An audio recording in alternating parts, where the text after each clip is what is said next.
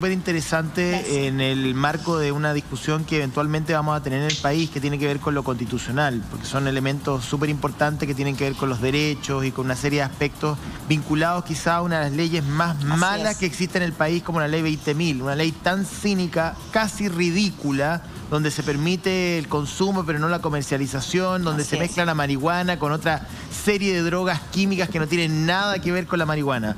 Yo en lo personal soy partidario de la marihuana en uso medicinal y también recreacional. Creo que es una discusión que debemos tener en el país, que me imagino que tenemos que tener en el país, porque si algunos creen que porque no hay ley o porque no hay comercialización, no hay consumo, están demasiado equivocados. Y además porque creo que efectivamente las personas adultas tenemos el derecho a tomar las decisiones que queramos, digamos, con nuestros hábitos de alguna u otra manera.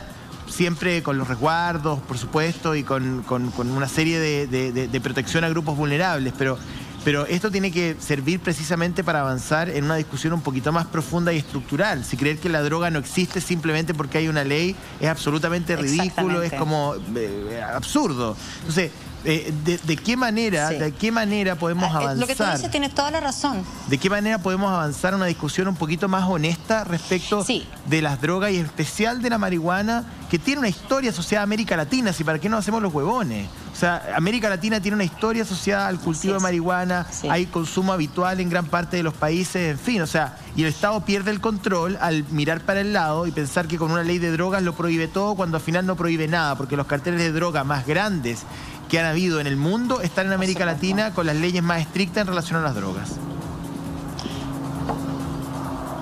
Así es, tú tienes toda la razón. Tanto es así que 26.000 personas fueron detenidas el año pasado por porte, tenencia o cultivo, es decir, por usos personales que nada tienen que ver con el tráfico, y fueron 26.000. O sea, no hablamos de que esto sea un caso o dos, sino que efectivamente son miles y miles y miles de casos.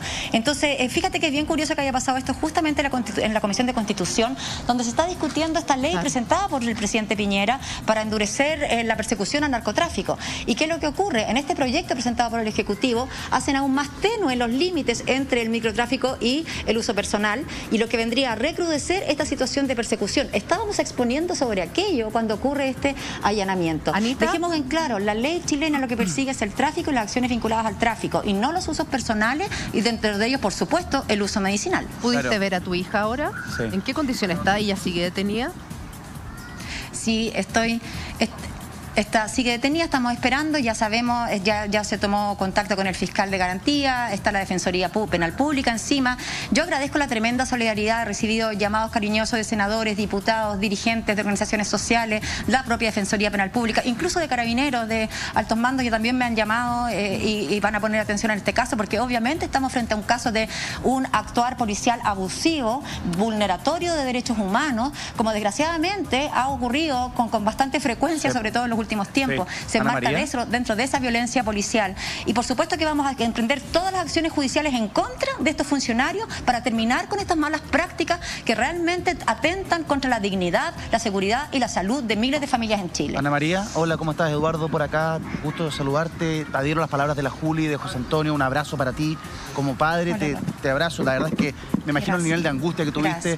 En una situación que a la luz de los antecedentes hasta el momento parece absolutamente desproporcionada, no se logra entender. A mí lo que me molesta es que en muchos casos Carabineros y la PDI se encogen de hombros cuando una familia pide ayuda. Dice, es que yo no puedo actuar si el fiscal no me lo ordena. Y aquí llegan sin orden de ningún fiscal, firmen el papel y entrando a la casa. Por eso digo, a la luz de los antecedentes parece desproporcionado hasta el momento. Vamos a ver qué dice la investigación y me parece muy bien que tú puedas tomar las acciones judiciales que correspondan. Ahora te quiero preguntar. Por supuesto. Son 4 plantas. Por supuesto. Son 4 plantas que, como tú dices, muy pequeñas, y necesito saber. Eran 5, para ser preciso, eran 5 plantas pequeñas. 5 plantas. Entonces, como yo no fumo marihuana y no tengo plantas en mi casa, soy ignorante del tema y quiero saber si eso es legal, si se puede, no se puede. Me gustaría que entendiéramos un poco el marco legal en el cual estamos conversando. Sí. Por supuesto, y no es necesario ser usuario para entender el marco legal y para poder empatizar, ¿cierto?, con lo que esto significa. En Chile, reitero, los usos personales Los usos personales del cannabis están despenalizados, el autocultivo también lo es cuando es para uso personal o medicinal, así lo ha dicho una y otra vez la Corte Suprema, así lo sostiene también la Defensoría Penal Pública. Nosotros en Fundación Daya trabajamos en estrecha colaboración con la Defensoría Penal Pública, justamente para defender. Ellos han abrazado esta causa y defienden a los usuarios que son perseguidos y criminalizados. Aquí lamentamos realmente, esto es una vulneración de derechos, y también hacemos responsables ciertas autoridades que con sus declaraciones desafortunadas confunden a la población e incentivan estas malas prácticas de las policías. Aquí no hubo orden de fiscalía, sencillamente se tomaron las atribuciones de los propios policías de manera amedrentatoria hacia mi hija y su familia, de una manera que no corresponde. Y esto, hoy día, bueno, es lamentable que pasemos por esto, pero sí, esto, reitero, sirve para ejemplificar la realidad que viven miles de familias en Chile. En este momento, pacientes de Fundación Daya, son 58 causas las que estamos acompañando. 58 causas. Agradecemos el compromiso de la Defensoría Penal Pública, de la Corte Suprema, agradecemos el cariñoso saludo que acabamos de recibir del ex vocero de la Corte Suprema, Lamberto Cisterna. También agradezco a la senadora Rincón, al diputado Boric, la verdad es que a la diputada Claudia Mix y tantos otros que están solidarizando y entendiendo que cuando estamos denunciando y decimos que por favor cese esta criminalización, nos referimos exactamente a esta situación. Esto no puede ser, es una vergüenza cuando además pensemos que en Argentina acaban de regular justamente el autocultivo para uso medicinal, lo mismo en Paraguay. O sea, ¿cómo es posible que nos quedemos atrás cuando hemos empezado este camino y este proceso hace tantos años y todavía tenemos estas resistencias que no corresponden y que insisto, vulneran a quienes no corresponden y enfocan y gastan recursos públicos en acciones totalmente injustificadas y vulneran la dignidad de miles de familias chilenas? Nos acompaña también, te agradezco que estés con nosotros, mantente con nosotros. Receta médica, por supuesto. Mantente con nosotros, Ana María, un segundo. Estamos también junto al abogado Juan Hernández para entender bien desde la arista legal qué fue lo que pasó acá. Juan, gusto saludarte. Ana María te está escuchando desde la comisaría. ¿Qué es esto? ¿Qué es esta llegada de personal del CIP de Peñalolén a la casa de la hija de Ana María Gasmuri, ingresar de la manera en que ella lo describe? ¿Qué fue lo que pasó? ¿Se puede llegar a comprender? Sin orden de fiscalía. Sin ningún tipo de orden de fiscalía. ¿Qué pasó acá, Juan? La verdad que es bastante inexplicable lo que pasó. Primero, cuando existen indicios de que al interior de un inmueble se está cometiendo un delito o existen indicios de que en ese inmueble está guardada droga o armas, por ejemplo, lo normal es que la policía hable con el fiscal y se consiga una orden de ingreso, una orden de entrada y registro de parte de un tribunal. ¿Y esto por qué? Porque primero hay que verificar si efectivamente lo que se está realizando al interior de ese inmueble es o no un delito. Claro. Tener 4 plantas de marihuana al interior de un inmueble, ¿cierto?, claramente obedece a un consumo privado. Si bien la ley en principio prohíbe la plantación de marihuana, ¿cierto?, y solamente se autoriza cuando está esta autorización SAC, que no dice relación con el consumo de marihuana, sino que más bien dice con la planta. Lo cierto es que la sola tenencia no constituye delito, porque la propia ley señala que cuando estas plantas están destinadas al uso o consumo personal, remite esa norma, que es el artículo 8º al artículo 50, que es la falta. Y a su vez el inciso final de la falta establece que la tenencia es justificada cuando se acredita o cuando la persona que las tiene ahí la tiene por efecto de una atención a un tratamiento médico. Perdón, pero la ley... Que es precisamente el caso de auto. Entonces, estamos... La pregunta es... Para que me dejes terminar, para que entendamos. Sí, pero la ley, delito, perdón, es abogado. Todo aquello que es típico, y esto no sería típico. No Una sería pregunta. delito. La ley especifica, porque yo no he leído el artículo textual, Sí. la cantidad o la dimensión, no, lo deja ley... lo deja a criterio digamos, de la autoridad. A ver, la ley no especifica cuándo se va a entender que se trata de un microtráfico o un tráfico, ni establece las cantidades. Pero en el caso de las plantaciones, uno tiene que entender que 4 plantas de marihuana no pueden sino estar destinadas al consumo personal y próximo en el tiempo. Juan. Es muy difícil que esto esté, salvo que existan antecedentes para creer que hay comercialización. Que esas plantas se van a comercializar. Claro. Pero si la persona al interior, que está al interior, que las plantó, tiene además documentos médicos que acreditan que ella utiliza marihuana para su tratamiento, se trata de una figura efectivamente que no es típica. no es delito. Ya, por lo sí. tanto, no se justifica el actuar policial. Entendiendo cómo nos acaba de relatar Ana María Gasmuri cómo sucedieron los Así es. hechos, efectivamente ingresan a la casa de su hija, le piden que firme, según nos contaba Ana María, si no van a volver con una orden del fiscal y van a romper las paredes y todo. Finalmente la hija accede. ¿Cómo logran llegar a esa casa por un vecino que denunció, por una persecución hacia la bandera lucha que tomó Ana María hace mucho tiempo? Mira, el actuar policial muchas veces es abusivo. Yo siempre he hablado y lo hemos conversado muchas veces antes cuando hemos estado allá, de que depende de la extracción de la persona, el lugar donde está, el tipo de población, es el actuar policial y muchas veces es abusivo. Y este actuar policial que hoy se vio enfrentada la hija de ella, que es abusivo, ¿cierto? Demuestra lo que comúnmente hacen los carabineros, que es amedrentar a la persona para obligarlos a ingresar bajo el pretexto de que ellos saben que al interior se está cometiendo un delito, en este caso que estaban estas plantas. Sin embargo, el actuar policial debió ceder ante la manifestación de la hija de que tenían documentos médicos que acreditaban que las plantas estaban destinadas a su tratamiento. Y hasta ahí debió llegar la acción policial. Todo lo demás que pasó... Pero ella en mi sigue opinión, detenida. Transforma una... Exacto. Es que eso es una detención que claramente es ilegal, porque estamos hablando de un hecho que no es constitutivo de delito. Ana María, ¿tú te has comunicado con Fiscalía? ¿Qué te dicen desde el Ministerio Público? Porque si esa detención no es legal, como dice sí, Juan... Sí.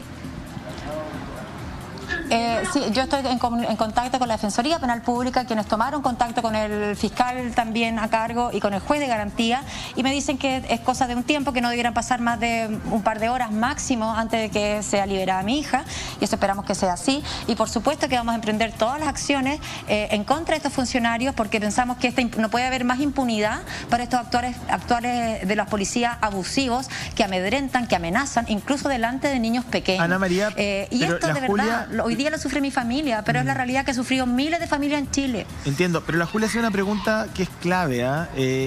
¿Cómo llegan ahí? O sea, ¿hay una denuncia de un vecino? ¿Hay una filtración de algo? O sea, ¿tú tienes alguna idea de cómo llegan ahí? Mira, se dice que es una denuncia. Ahora, ¿qué ocurre? Que ahí quedamos ciegos. Las denuncias anónimas no están obligados a decirnos quién denunció. Por lo tanto, tampoco tenemos ninguna posibilidad de constatar aquello, ¿no? Pero por lo que escucho, de saber quién hizo esta denuncia, y esto es algo muy frecuente. Pero Anita, es que ahí me gustaría hacer una pregunta cortita, porque me da la impresión, por lo que escucho de tus palabras, es que tú tomaste la bandera de lucha con la Fundación Daya y con todos los años y con todo lo que has hecho del uso de la cannabis sativa medicinal. Esto sería, según como tú lo ves hoy día, una pasada de cuenta por la bandera lucha que tú decidiste tomar hace algún tiempo? ¿O solo casualidad de que haya sido tu hija? Mira, yo no lo sé, no podría aseverar algo así, pero yo no, la verdad es que me cuesta pensar que sea casualidad. Tampoco tengo elementos para aseverar aquello, pero sí puedo decir que ha habido una persecución agudizada hacia el uso medicinal del cannabis y también hacia quienes lideramos esta lucha de alguna manera, ¿no? Y hemos sentido el año pasado fuimos muy acosados, en un momento mi teléfono fue intervenido, auto sin patente fuera de la Fundación Daya, fiscalización del Seremi de Salud el 17 de septiembre a las 12 del día. O sea, hemos visto una actitud, ¿cierto?, hostil, y pensamos que las señales erradas que dan ciertas autoridades facilitan estos actuales policiales desajustados, por supuesto. Y en ese sentido yo hago responsable al director del SENDA, Carlos Charme, directamente, que se ha dedicado en el ejercicio de su cargo a minimizar, a desacreditar, a bajarle el perfil a la realidad de miles de pacientes, incluso desacreditando el uso medicinal del cannabis. A esta altura una cosa realmente impensable, ¿no? Entonces, justamente cuando el director del SENDA dice que la ley cultivo seguro no es necesaria porque en Chile se van presos los traficantes y no los usuarios, resulta que eso no es verdad. Entonces instamos, y ojo, que el señor Charme se ha opuesto también al avance de la ley cultivo seguro, y cuando se ha planteado ahora en esta ley antinarco que se está estudiando la fragilidad en que quedan los usuarios personales y medicinales, él también le ha bajado el perfil. Su constante ninguneo y negación de la realidad finalmente da señales equivocadas a las policías en este sentido. Entonces lo hacemos responsable a él, como el director del Servicio Nacional de Drogas y Alcohol, el señor Carlos escucharme, que estaba hoy día presente en la Comisión de Constitución y que tuve además la posibilidad de darme cuenta cómo él miente a la ciudadanía. Dio datos que son falsos. Dijo que la regulación del uso adulto en Canadá y en Uruguay había duplicado el consumo escolar. Yo los invito, ustedes son periodistas, investiguen. En Canadá salió un reporte hace menos de un mes y medio, un 49,5% bajó el consumo escolar después de la regulación y ya un 40% se provee en el fondo del mercado lícito, afectando así al narcotráfico. En Uruguay sacaron su informe también de evaluación de la ley y también no aumentó el consumo escolar. Entonces, primero que nada, necesitamos autoridades que no mientan, que no confundan, porque con eso incentivan actores policiales incorrectos y desapegados al derecho y al respeto a los derechos humanos. Yo te preguntaba si era quizá una pasada de cuenta, porque uno frente a este escenario se puede imaginar cualquier cosa, otra cosa es lo que va a suceder finalmente con la justicia. Pero estaba la información de que ya habían ingresado, no sé si a la casa de tu hija que ingresaron hoy día o de tu otro hijo el día de ayer o antes de ayer por un supuesto robo. ¿Me puedes aclarar esa información? No, esto fue hoy día mismo en la madrugada.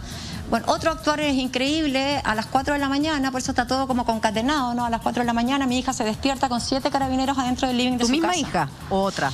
Que según ellos estaban persiguiendo un ladrón, que había alguien, mi misma hija, la misma hija. Entonces, por eso te digo que es todo muy curioso y no había ningún ladrón, por supuesto, entraron así. Y bueno, lo que pensamos es que quizás al ver la planta, en que uno de ellos le preguntó, dijo, sí, es uso medicinal, tengo mi receta, y otro le dijo, no, usted no conoce la ley 20.000, y mi hija le dijo, por supuesto que la conozco, trabajamos en ello, mi hija también trabaja en Fundación Daya, entonces ¿cómo y después se van y vuelven? Pero no quedó nada, y bueno, pensamos que ahora se van y vuelve, la CIP vuelven otros funcionarios a las 11 de la mañana. Entonces, todo esto me suena sumamente extraño. Sumamente extraño y gravísimo. O sea, mi hija estaba sola con sus 4 hijos. Ana María, hola, la Connie, aquí te saludo.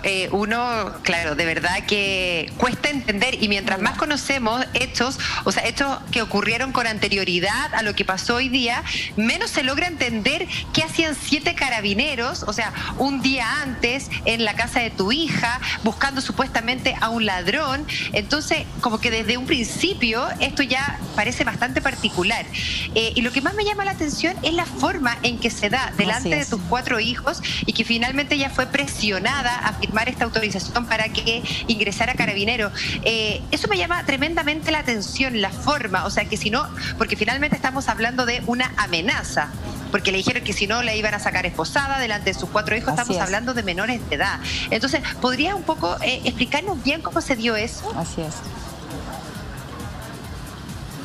Bueno, tal como tú lo acabas de narrar, incluso le decían que trataron de convencerla, que firmara, que solamente querían chequear que fueran las plantas que ella decía y que nada más, y que se iban a ir, y eso fue mentira, fue otra parte del engaño. Pero textualmente le dijeron que le iban a romper las paredes, a darle vuelta a la casa y sacarla esposada delante de sus hijos si no firmaba la autorización de ingreso. Y eso es un amedrentamiento que no es posible seguir tolerando en nuestro país. No es posible. De verdad que esto, y espero, obviamente que no nos gusta estar viviendo esto, pero si esto sirve para poner luz, para que esto termine, para que de una vez por todas se ponga en tabla la ley cultivo seguro, detenida durmiendo en la Comisión de Salud del Senado. Aquí hago un llamado a la senadora Carolina Goich, presidenta de la Comisión de Salud, que este proyecto, que fue aprobado por 88% de los votos en la Cámara de Diputados y que desde enero del año pasado la tienen estancada en la Comisión de Salud del Senado, se le ponga urgencia. La senadora Adriana Muñoz, con quien participamos en la mesa de género y COVID, Fundación Daya y Fundación Mamá Cultiva, le ha mandado ya hace más de 2 meses una carta a la senadora Goich pidiéndole que ponga suma urgencia a la discusión de esta ley, justamente por la situación de vulneración y persecución que particularmente mujeres y madres que cultivan cannabis con fines medicinales están sufriendo en este contexto de pandemia. Ni siquiera esta invitación de la presidenta del Senado ha logrado agilizar este proceso, y aquí vemos las consecuencias, porque si esta ley se hubiera aprobado, no estaríamos pasando por todo este procedimiento. Bastaría con acreditar este uso medicinal para que el procedimiento se detuviera ahí. Anita, para entender bien, entonces tu hija no va a pasar a control de detención, según lo que te dijo el defensor penal público, ella estaría por ser liberada en las próximas horas, en el fondo. No. Sí. Así es. Perfecto, así vamos es. a quedar muy... Sí, y también decir que ya también he recibido el llamado... que recibió el llamado ya de altos mandos de Carabineros, justamente por esto, con el que tenemos contactos, con el que hemos trabajado también estos temas, muy preocupados. Y por supuesto que nosotros vamos a tomar todas las acciones que correspondan en contra de los funcionarios involucrados en este proceso vulneratorio de derechos esenciales. Perfecto. Ana María, te mandamos un abrazo. Gracias por hablar con nosotros esta tarde. Gracias, John Mardones. Esperamos que Muchas se resuelva todo de la manera correcta en la justicia y va a tener que definir. Gracias, Juan Hernández. Como siempre, un placer estar contigo. De que un gusto. Buenas tardes. Chao, Ana María. Buenas tardes. Nos vemos.